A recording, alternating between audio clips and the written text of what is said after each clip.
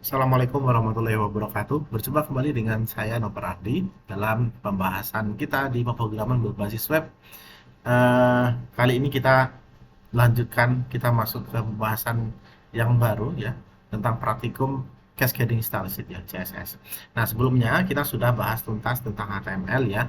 Nah kali ini kita lanjutkan bahasannya dengan menggunakan CSS. Nah video ini nanti akan dibagi menjadi dua bagian. Pada bagian pertama ini kita akan bahas tentang dasar-dasar dari CSS terlebih dahulu gitu ya, termasuk dari sintak dasar dari CSS, kemudian memposisikan CSS di dalam dokumen HTML gitu ya.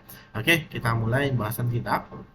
Em, kita akan menggunakan editor yang sama, Sublime yang kemarin gitu ya. Oke, nah yang pertama saya akan mulai dari cara memposisikan CSS gitu ya. Nah, CSS itu sendiri kalau di dalam apa namanya dokumen HTML gitu ya, itu bisa diposisikan dengan tiga cara ya. Cara pertama itu disebut dengan inline CSS, cara kedua itu disebut dengan internal CSS, yang ketiga itu adalah external CSS. Nah, seperti apa yang inline CSS itu?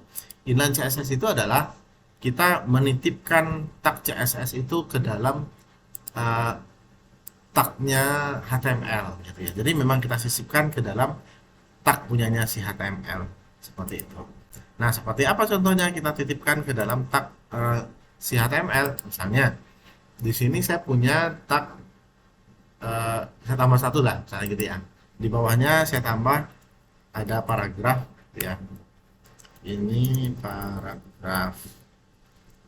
Nah, kalau saya pakai inline CSS, itu saya bisa menambahkan atribut style ya.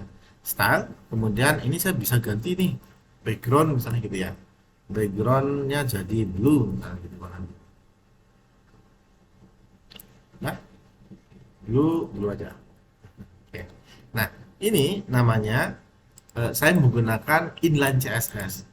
Yang style ini adalah style untuk pembuatan CSS sebenarnya, tapi dilengketkan langsung ke dalam tag punyanya si CSS, si HTML itu tadi gitu ya. Ini inline CSS. Gitu. Oke, kemudian yang kedua itu namanya adalah internal CSS. Nah, internal CSS bentuknya seperti apa? Kalau menggunakan internal CSS, ya, kita bisa nambahkan eh, suatu bagian tersendiri baginya gitu ya. Maksudnya seperti ini. Saya bisa nambahkan, misalnya di sini saya tambahkan di bagian head, ya. Tambahkan di sini. Di sini saya bisa nambah satu tag style, ya. Nah, tipenya CSS. Di sini di dalam tag dari style ini sampai ke style tutup di bawah, ini berlaku hukumnya si CSS. Nah, misalnya saya ambil lah, saya buat body misalnya gitu ya. Nah, ini saya atur fontnya. Saya bisa pakai font family apa misalnya Verdana lagi. Saya suka huruf Verdana. Oke. Nah, gitu. Nah, kita bisa menciptakan dengan cara seperti itu. Gitu ya. Ini artinya bahwa semua yang ada di sini ini isinya CSS semua. Ini namanya internal CSS. Ya, nanti lebih detail tentang ini nanti akan kita bahas setelah ini. Kemudian yang ketiga itu ada namanya external CSS. Nah, apa sih ini yang dimaksud dengan external CSS? External CSS itu adalah kita memisahkan antara dokumen CSS dengan dokumen HTML gitu ya. Nah, misalnya di sini kan masih nyisip nih di dalam HTML. Nah, di sini saya bisa nambahkan satu dokumen baru ya. Nah, saya tambahkan misalnya file new gitu ya. Ini saya jadikan dokumen CSS, Anda bisa save gitu ya. Saya jadikan style.css gitu ya. Jadi nge-save-nya pun namanya itu adalah .css di belakangnya ya. Jadi dia isinya memang CSS gitu ya. Nah, barulah di sini saya bisa definisikan apa yang mau saya buat kayak gitu ya. Jadi misalkan saya aturlah tadi background gitu ya. Nah, diatur kayak gitu. Oke, itu ya untuk cara kita memposisikan CSS di dalam dokumen HTML. Ini penting gitu ya. Nah, terus yang mana yang paling banyak digunakan? Kalau saya sendiri saya sarankan Anda menggunakan yang eksternal CSS gitu ya, supaya codingannya jadi lebih clean. Kalau memang tidak dibutuhkan apa namanya internal ataupun inline CSS ya. Kalau memang yang mau diedit itu ada banyak ya yang mau dikasihkan style gitu ya. Oke, nah sekarang kita masuk ke bagian format dari CSS sendiri itu seperti apa sih gitu ya dalam penulisan CSS. Nah, tadi saya sudah buat seperti ini. CSS itu ada yang namanya selektor. Ini sudah kita bahas di kelas teori ya. Selektor itu adalah bagian yang ini. Ini namanya selektor. Ini namanya tagnya ya. Selektor. Tag. Ini namanya apa namanya bagian deklarasi ya. Blok deklarasi namanya bagian di dalamnya gitu ya. Nah, terus bagian yang ini, yang background ini, yang saya buat tadi, ini disebut bagiannya sebagai properti. Ya. Yang ini disebut dengan properti. Ya. Terus yang ini adalah value-nya, value dari si propertinya, ya. Atributnya gitu ya. Nah, untuk stylenya, untuk yang selektornya ini ada beberapa jenis. Ini sudah kita bahas di kelas teori bahwa ada yang selektor berupa tag. Ini selektor tag namanya, dia akan sama seperti tagnya si HTML gitu ya. Nah, misalnya sekarang saya coba di sini lah ya. Nah, tadi saya buat yang satu. Tadi saya buat yang internal. Ini, nah, yang ini ya. Kita fokus ke bagian ini. Ya, saya buat internal CSS itu saya ngatur body font family-nya Verdana. Ini ngepek enggak ya ke semua apa namanya bagian bawah ini semua. Nah, kalau kita lihat dari sini, ini namanya selektor tag ya, tagnya body. Berarti semua yang pakai body, tag yang ada bodinya otomatis akan ngikut ke style yang ini. Saya ngatur font family-nya Verdana. Ini kita save, kita coba jalankan.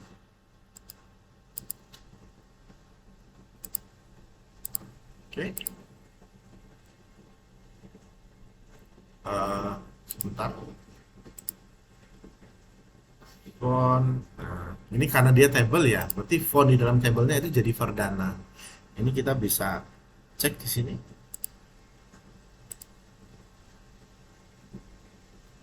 Ya, fontnya itu jadi Verdana. Ya, ini font yang ada di dalam table, gitu ya. Oke, nah itu cara pembuatan apa namanya tag CSS ya. Jadi dia simple sebenarnya kalau kita lihat itu gitu ya. Nah, sekarang kita lanjutkan lagi untuk bahasan kita. Jadi kita pakai selektor gitu ya. Di dalamnya ada atributnya dan juga ada value-nya gitu ya. Ada propertinya, background. Nah, propertinya bentuknya apa saja yang bisa kita tambahkan? Oh, ada banyak sekali yang bisa kita tambahkan selain dari itu gitu ya. Kita bisa nambah properti-properti yang lain. Misalnya saya ambil contoh di sini saya masih pakai yang internal biar mudah ngeditnya gitu ya. Saya nambah tag yang lain gitu. Saya pakai tag apa ya? H1 misalnya gitu ya. Ingat tadi ada di praktikum HTML kita pernah bahas tentang H1 gitu ya. Di sini saya bisa ganti nih warnanya gitu ya. Colornya saya ganti ke blue gitu ya. Nah, kalau di bawah ini tabelnya kita inikan saja ya. Kita hilangkan. Nah, kalau di sini saya tambahkan H1 tanpa saya ganti apapun gitu ya. Ini heading 1 misalnya. Ini kalau kita jalankan, maka dia otomatis akan jadi tampilannya. Ini kita reload dulu.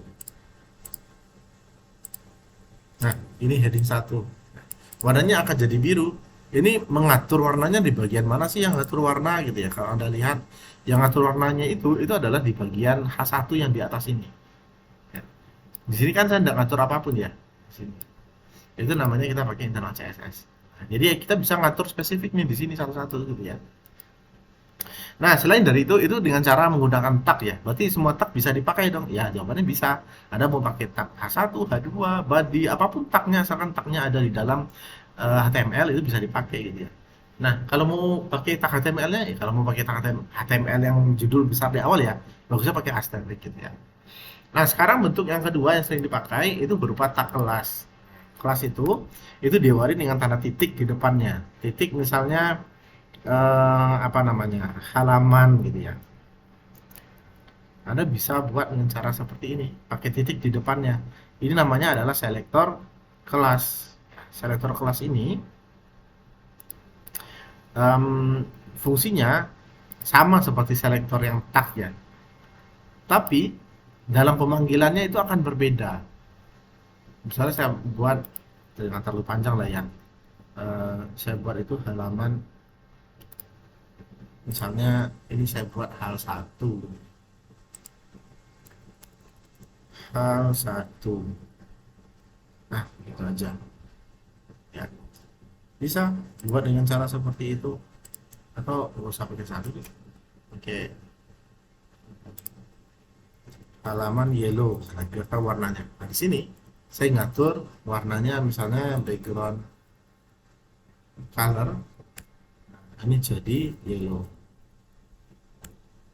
Nah, di sini di bawahnya saya nambah satu H2 gitu ya. H2 belum kita setting ya. Ini heading 2 ya.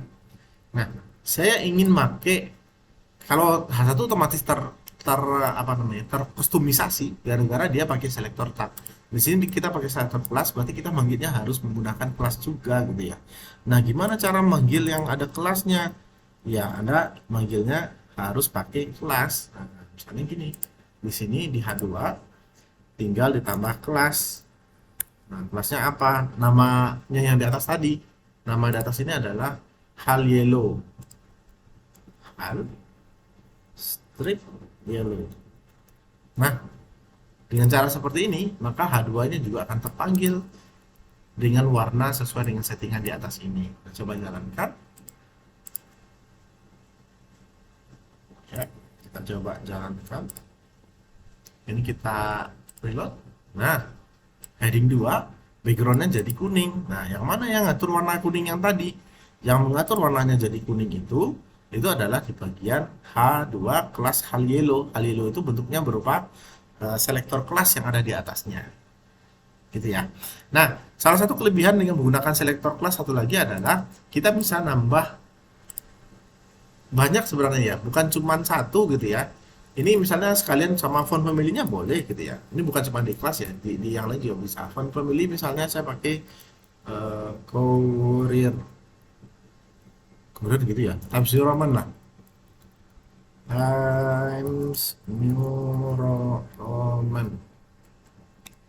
Berarti kalau ini kita bawa, kita reload tadi ke bagian belakangnya, ini akan jadi Times New Roman nih, khusus yang dua gitu ya. Nah, jadi Times New Roman ya. Nah, sekarang kita coba edit yang satu lagi tadi. Oke, kita ke bagian, kita tambah satu kelas lagi, misalnya gitu ya. Saya nambahkan satu kelas, kelasnya ini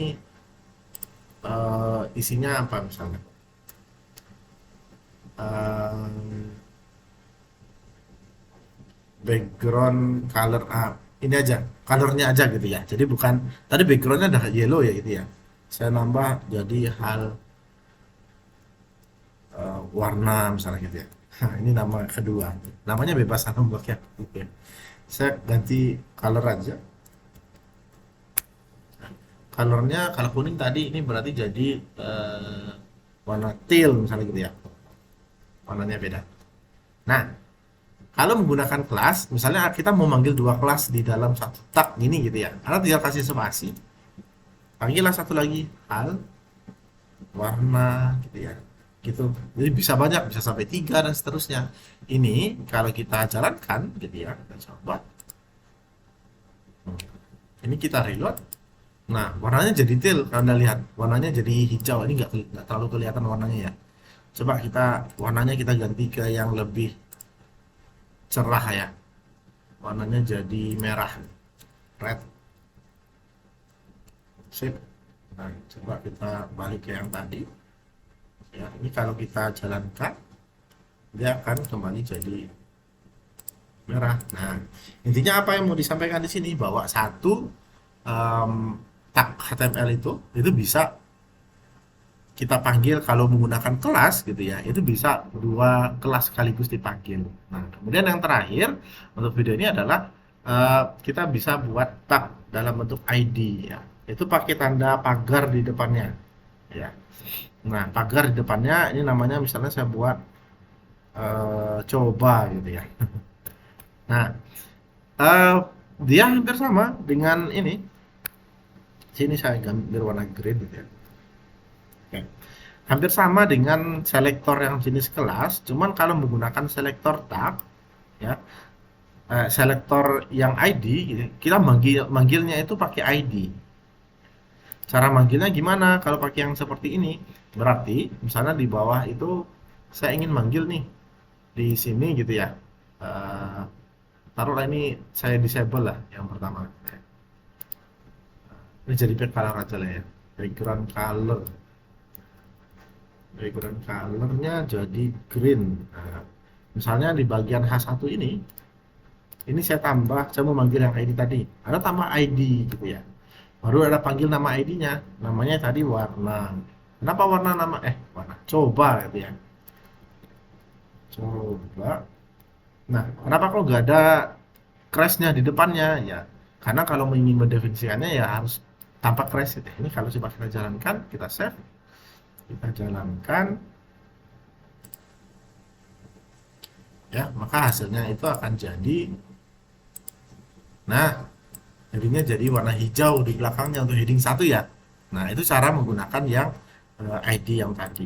Oke, nah sekarang kita simpulkan dulu yang telah kita pelajari tadi bahwa dalam memposisikan CSS itu ada tiga ya. Satu di secara inline CSS, yang kedua internal CSS, yang ketiga external CSS. Kemudian untuk tagnya itu ini bentuk dari ketiga tag yang sering digunakan dengan menggunakan selektor tag, dengan menggunakan kelas selektor kelas dan selektor ID. Nah, selanjutnya nanti kita akan bahas lebih jauh tentang penggunaan CSS ya.